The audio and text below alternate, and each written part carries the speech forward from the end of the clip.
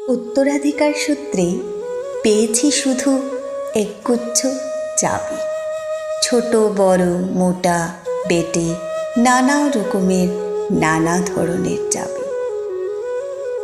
মা বললেন যত্ন করে তুলে রেখে দে।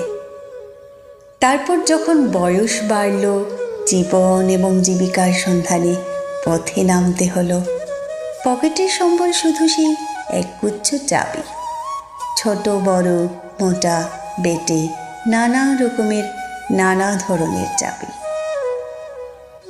কিন্তু যেখানেই যাই সামনে দেখি প্রকাণ্ড এক দরজা, আর তাতে ঝুলছে প্রকাণ্ড এক তালা।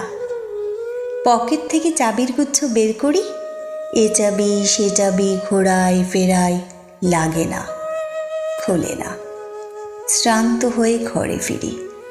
মা দেখেন আর হাসেন, বলেন, ওরে তোর বাবার হাতে ওই চাবি দিয়ে ওই দরজাগুলো খুলেনি।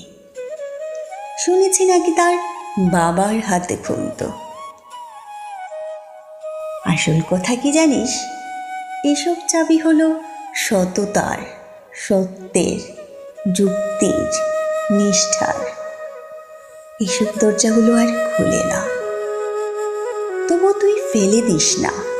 তুই যখন চলে যাবি তোর সন্তানদের হাতে দিয়ে যাস ওইসব চাবির গুচ্ছ।